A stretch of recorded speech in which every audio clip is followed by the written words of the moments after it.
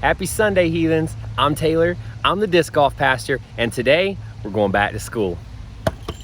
Let's go.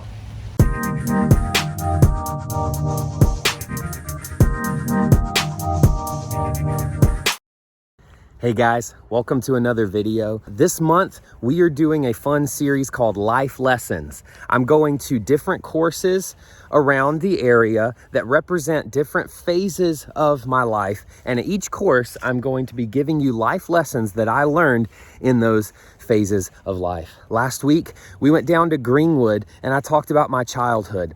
And I talked about one moment specifically that shaped the rest of my future. This week, we are at North Greenville University, home of the Crusaders, my alma mater. When I was a student here, our fight song was Victory in Jesus. Nobody believes me when I tell them that, but it is 100% true. It was even funnier because a lot of games we'd be losing by 50, but we would score a touchdown and play Victory in Jesus. Don't have victory in this game, but Jesus still loves me. Oh man, I need to get back on track.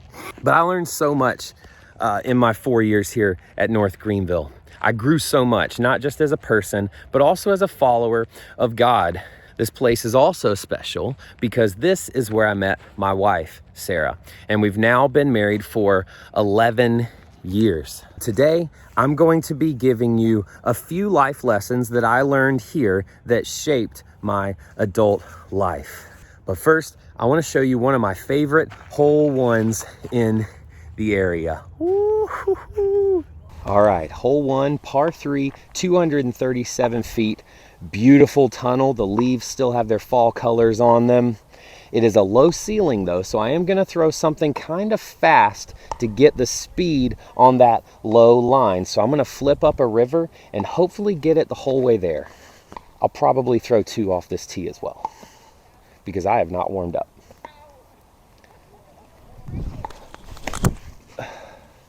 Get a skip. Not much of a skip. It's probably circle 2. Let's try an undertaker. I could do it. Ooh, this disc is cold. Oh, that's really good. Get down. And a kick. Ooh. Yep, we're there. That tree kick put me right underneath it. Okay, we'll take it. You want to know something that irks me? Hole one's basket. And there's a house right back there. Do you see it? That was my dorm in college. Right behind hole one's basket. And this course did not exist when I was a student here. So I'm a little bit salty about that, but I'm glad it's here now. Very glad. Hole 2 is a par 3, 285 foot hole. We have this mound that comes into play on this hole and the next 2 holes as well. The basket here is seated right on top of the mound.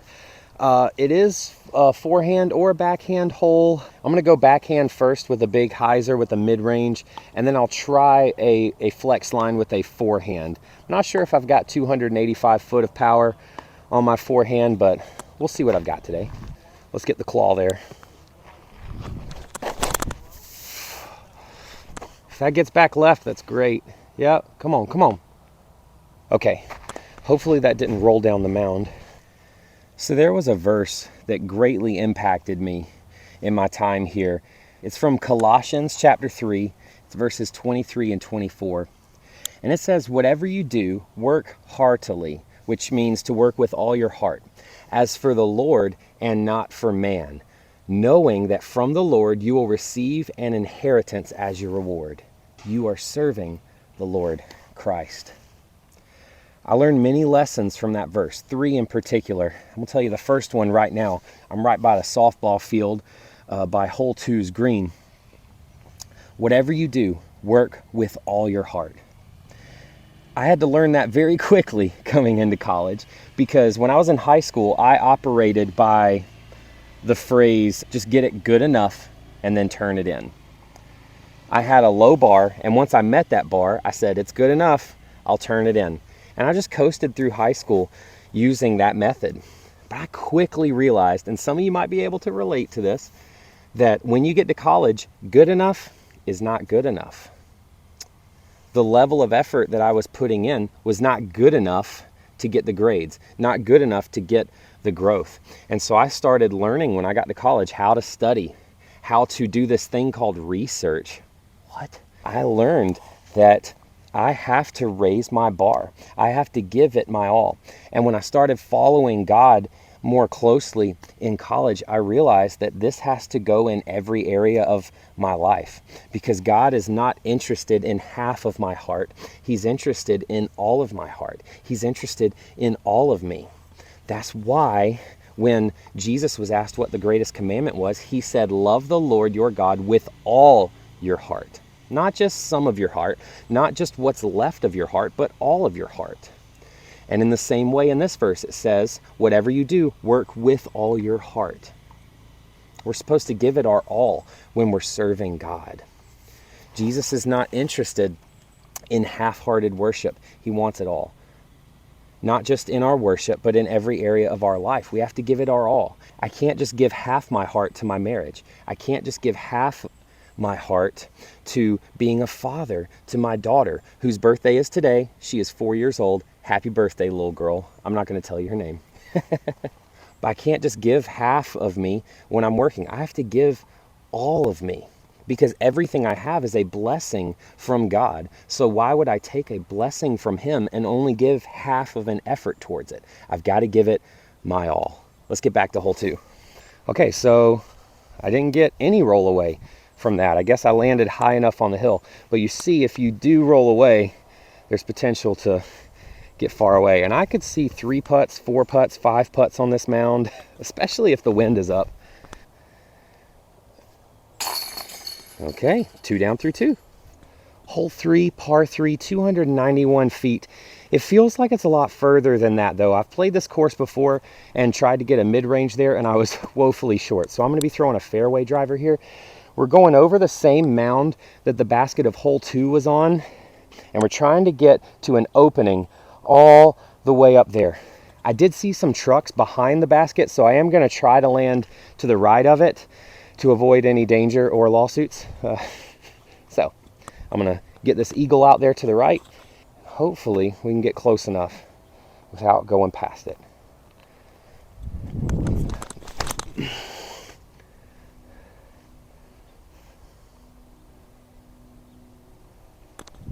Okay, sawed that off because I was afraid of hitting those trucks, but I think we still got a putt.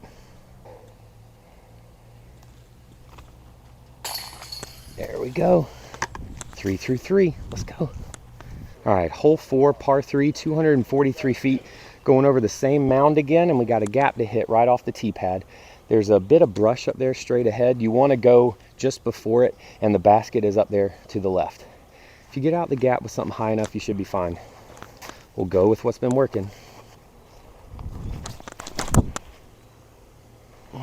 Looks good.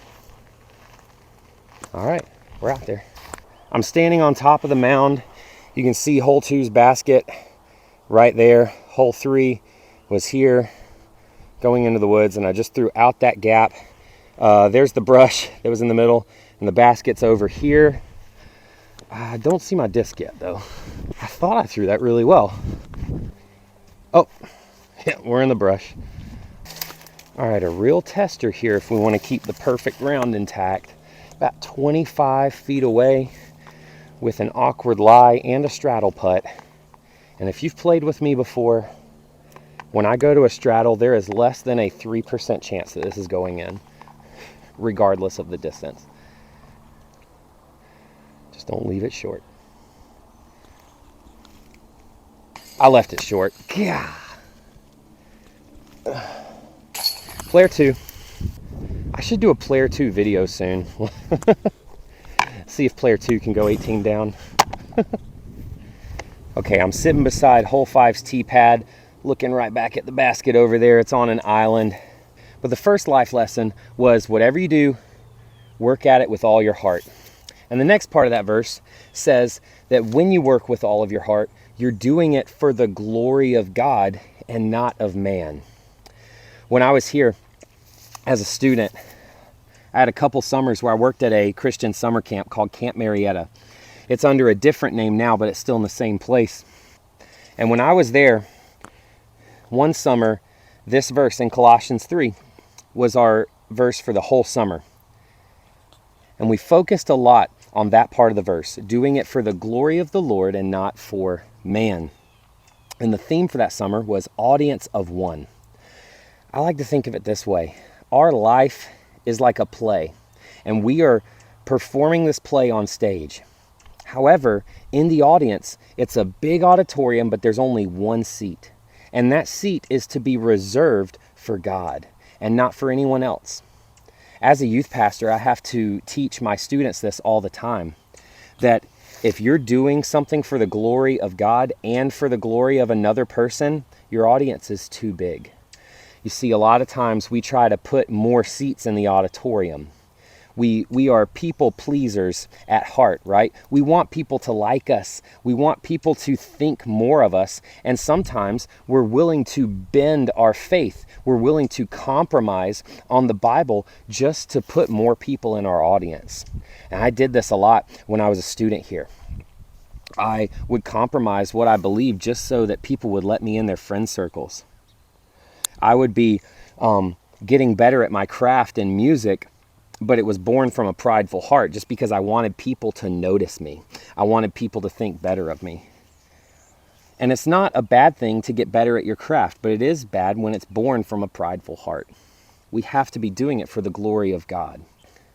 And that was like a huge paradigm shift for me, because then it started seeping into all the other areas of my life. And now I'm a husband for the glory of God, right? I'm a father for the glory of God. I'm a youth pastor for the glory of God. And whatever you're doing, whether it's school, whether it's work, no matter what you do, it's for God. So we have to give it to Him. Maybe my favorite hole on the course. Let's talk about it. Hole 5. Hole 5, par 3, 270 feet. Beautiful hole right here. So beautiful. We've got an island green up there with some wood chips to catch the disc coming in. We've got poles outlining the edge of the island as well. You've got an American flag behind it. You got an elevated basket on top of a rock. You got mountains in the background. This is just such an aesthetically pleasing hole. And for an American hole, I have to throw my eagle, especially when it's flying like it is today. So hopefully I can park this and do America justice. Oh, and the flag is showing off right now too. I mean, I have to birdie this, right?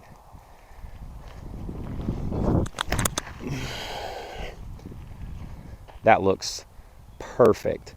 So perfect. That might be a 10-footer. Maybe an ace run, maybe.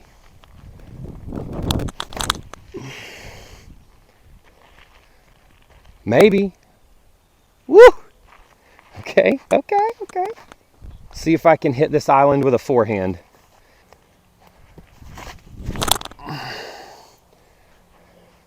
Skip onto the island. Yes, sir.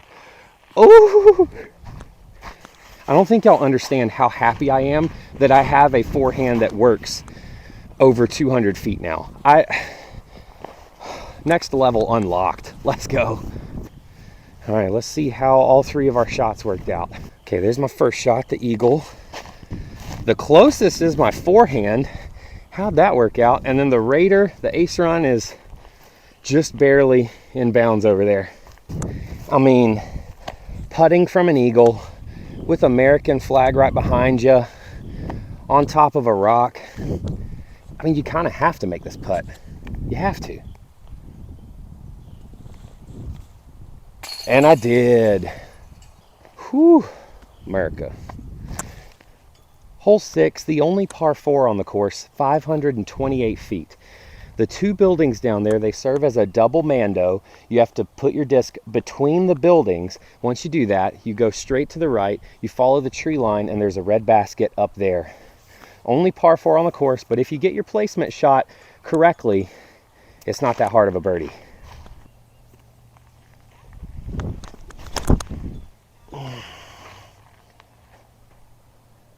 Looks perfect. Yep, that's perfect.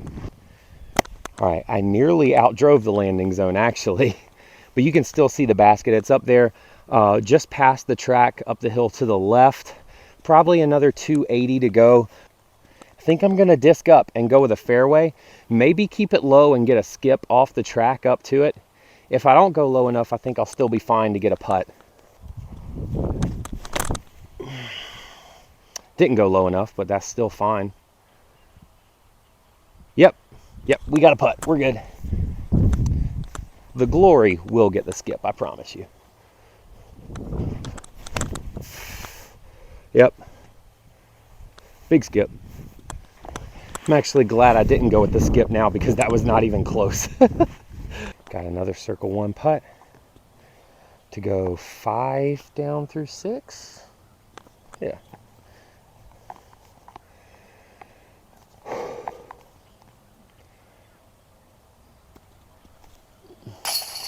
There it is. I feel good today. I feel like really good today. Hole 7, par 3, 285 feet. It's really right in front of me, but it is tucked into the woods. I think I'm gonna throw a high hyzer with my Thunderbird and hopefully just crash through the trees. It's worked out for me before. Hopefully it does the same today.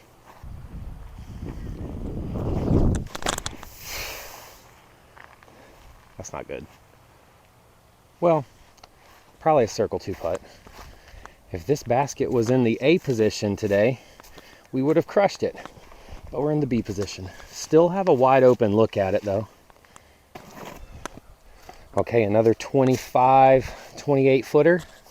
Just do not miss right or you hit your camera and we're in trouble. I am up for an upgrade though, so yeah, we'll see. Missed short.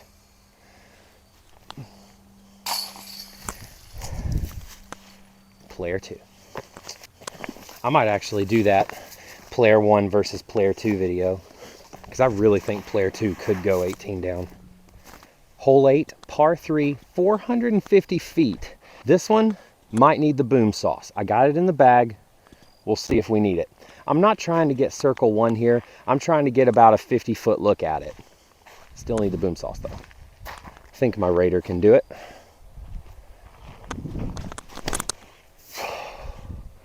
Oh, I turned it over. Oh no, that's good. Why did I doubt it? What's wrong with me? All right, it's not often that I do exactly what I say I want to do off the tee pad, but we do have a look here. It is about 50, 60 feet. Although the ceiling is low, I am going to have to kind of laser this a little bit. I don't know if I have the juice to beat that ceiling and get it in, but we'll see.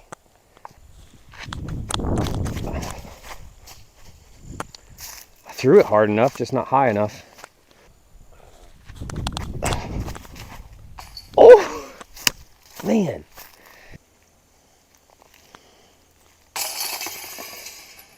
All right, the last thing that verse taught me is the last sentence. It says, "You are serving the Lord Christ." Think about it like you're a server at a restaurant. You go to a table and they put in an order. You go to the kitchen, you tell them that order, they make it, you bring the order back to the table and they eat it.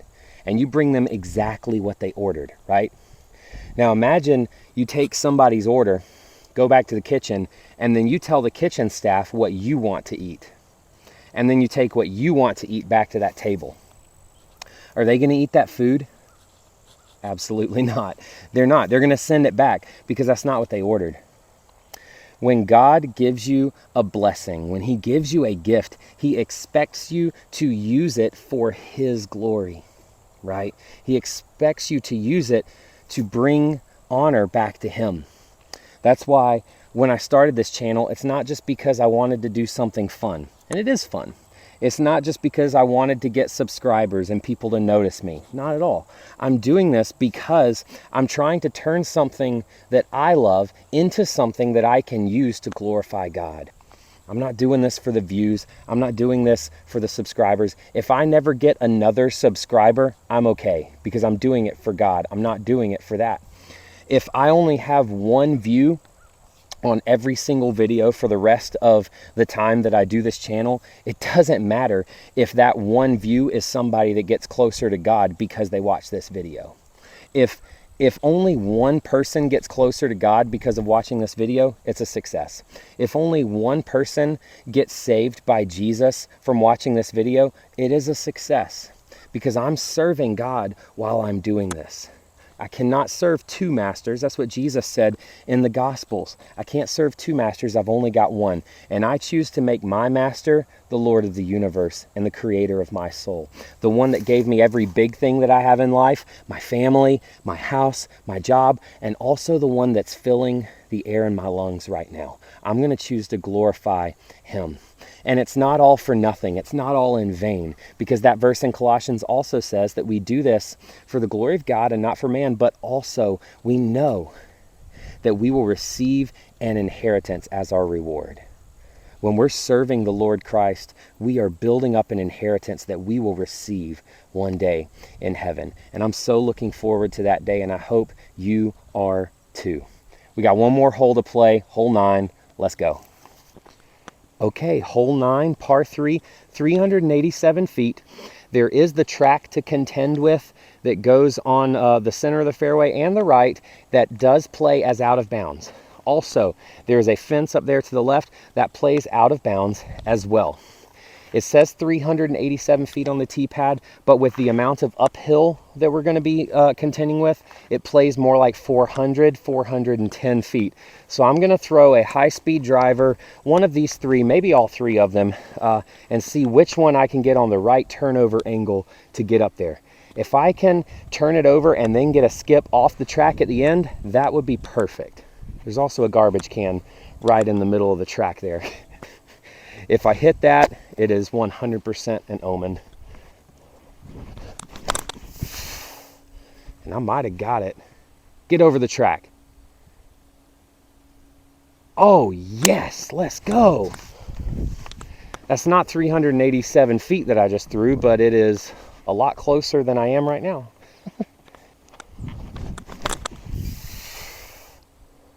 Oh, keep going. Oh, that was great. Okay. My arm hurts, but that's only because I'm all out of boom sauce now. Good thing I don't need any more. This is the final hole. Okay, about a 45 footer. I'm okay with par on this one, but you're crazy if you think I'm not running this. Go in. Oh. All right, guys, that'll wrap up another life lessons video here at North Greenville University. I hope you learned a lot from that. I know that's been something that I've been working on the past 10 years. I hope you don't think I'm speaking from a place of perfection. I only speak from a place of progress. I can't say that I'm perfect in serving God. I can't say I always give God the glory for everything I do, but I'm a lot better at it than I was 10 years ago. And that's by waking up every day and just committing to being a little better today than I was yesterday. The only person you need to be concerned about being better than in this life is the Christian you were yesterday. Just be a little closer to God today than you were yesterday, and that's progress, and you're doing great. I hope you're progressing. I hope you're having a great day, possibly the best day of your life. It is a beautiful day out here, actually. Next week, we're going to be at Foothills, and we're going to be talking about the beginning of my disc golf journey, okay? This one could get a little interesting out at Foothills Disc Golf Course. But until then, I love you. God loves you even more. I'm praying for you, and I can't wait to see you next time. Have a great one.